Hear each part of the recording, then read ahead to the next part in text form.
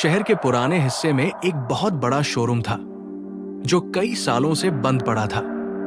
कहते हैं कि ये शोरूम कभी अपनी चमक धमक के लिए मशहूर था, लेकिन अचानक एक दिन वहां कुछ ऐसा हुआ कि लोग इसे छोड़कर भाग गए।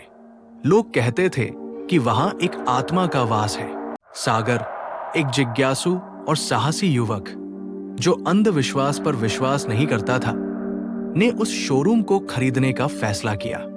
उसने सोचा कि इसे दोबारा खोलकर वो अच्छा मुनाफा कमा सकता है। सागर ने शोरूम खरीद लिया।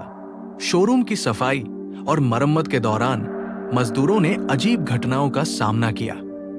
कभी छत से अचानक पंखा गिर जाता, कभी कोई अज्ञात आवाजें सुनाई देती। एक मजदूर ने दावा किया कि उसने किसी महिला का धुंधला सा परछाई देखा, लेकिन सागर ने इसे मात्र अफवाह समझा। एक रात जब सागर अकेले शोरूम में काम कर रहा था, उसे लगा कि किसी ने उसके पीछे से उसका नाम पुकारा। उसने पलट कर देखा, लेकिन वहां कोई नहीं था। तभी एक जोरदार ठहाका गूंज उठा। सागर घबरा गया, लेकिन उसने खुद को संभाला। सागर ने इस जगह के बारे में और जानने की कोशिश की। उसने आसपास के लोगों से पूछा, लेकिन कोई कुछ बताने को तैयार नहीं था। एक दिन एक बूढ़ी औरत जो उस इलाके में रहती थी ने उसे बुलाकर कहा, इस जगह पर शांति नहीं है। ये शोरूम कभी सुनीता नाम की लड़की का सपना था।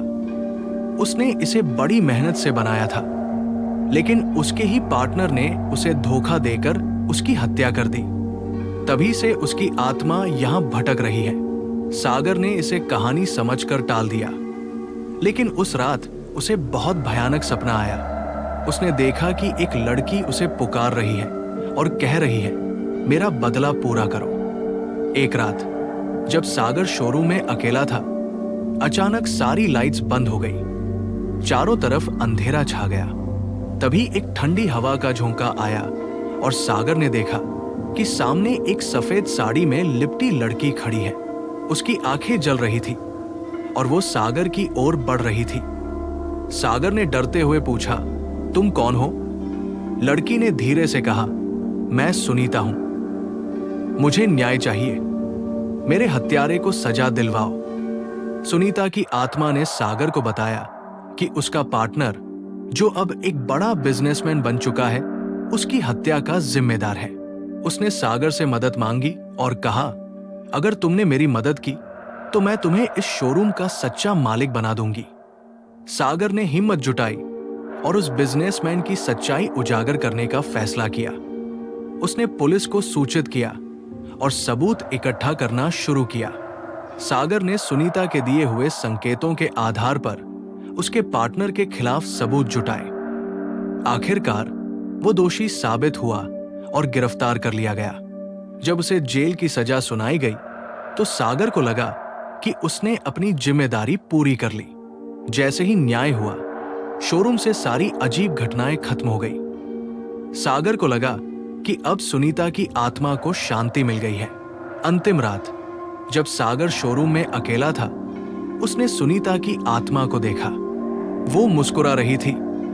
उसने सागर को धन्यवाद दिया और कहा, तुमने मेरे सपने को दोबारा जिंदा कर दिया। अब ये शोरूम तुम्हारे नाम है, इसे अपनी मेहनत से चलाओ। सुनीता की आत्मा हवा में विलीन हो गई।